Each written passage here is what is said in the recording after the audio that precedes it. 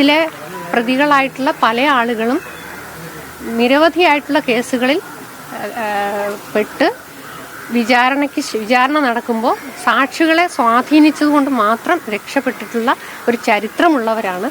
അവർക്ക് ആ ചരിത്രം തിരുത്തി എഴുതുന്ന ഒരു വിധിയാണ് ഇന്നുണ്ടായത്. നമുക്ക് A1 അതുപോലെ A3 ഈ രണ്ട് പ്രതികൾക്കും ക്യാപിറ്റൽ പണിഷ്മെന്റ് കൊടുക്കണം നമ്മുടെ ഒരു ആവശ്യം. പക്ഷെ അത് എടുത്തില്ല. അതിനെങ്ങനെയാണ് കാണുന്നത്?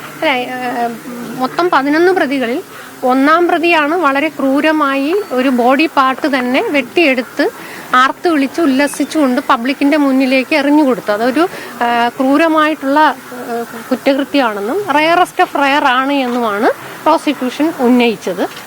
3-ാം പ്രതിയെ സംബന്ധിച്ച് നിങ്ങൾക്കറിയാം, ഇന്ന് രാവിലെ തന്നെ ഇവിടെ വരുമ്പോൾ ഒരു പ്രതിയെ അന്വേഷിച്ച് നിരവധിയായിട്ടുള്ള ആളുകൾ ഇവിടെ അന്വേഷിച്ചു വരികയും അദ്ദേഹം ഏകദേശം 18ഓളം കേസുകളിൽ, മറ്റ് കൊലപാതക കേസുകളിലടക്കം 18ഓളം കേസുകളിൽ പ്രതിയായതുകൊണ്ട് അയാളൊരു ഹാബിച്വൽ ഒഫൻഡർ ആയതുകൊണ്ട് അയാൾക്കും ക്യാപിറ്റൽ പണിഷ്മെന്റ് കൊടുക്കണമെന്നാണ് പ്രോസിക്യൂഷൻ ആവശ്യപ്പെട്ടത്.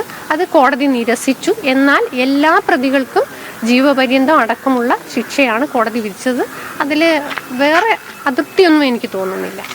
എൻ്റെ ഇൻവെസ്റ്റിഗേറ്റിംഗ് ഓഫീസർക്കും അല്ലേ ഷാമേ, ഇൻവെസ്റ്റിഗേഷൻ ടീമിനും അതുപോലെ ഞങ്ങളുടെ പ്രോസിക്യൂഷൻ ടീം, ഞാൻ മാത്രമല്ല, എൻ്റെ കൂടെ തന്നെ എൻ്റെ നെടുമങ്ങാടത്തെ അഡീഷണൽ പ്രോസിക്യൂട്ടർ ഇവിടെ എത്തിയിട്ടുണ്ട്. ഇവിടുത്തെ സ്പെഷ്യൽ പബ്ലിക് പ്രോസിക്യൂട്ടറായിട്ട് സന്ദീപുണ്ട്, കിഷോറുണ്ട്. ഞങ്ങളെ സംബന്ധിച്ച് ഈ വിധി അങ്ങനെ ഒരു നിരാശാജനകമല്ല. ദൃക്സാക്ഷികളൊക്കെ ഉണ്ടായിരുന്നു, പക്ഷെ അത് അങ്ങനെ സാക്ഷിമൊഴി പറയാൻ പലരും ഭയപ്പെട്ടിരുന്നു എന്നൊക്കെ ഇതിന്റെ വിചാരണ ഘട്ടത്തിൽ കേട്ടിരുന്നു.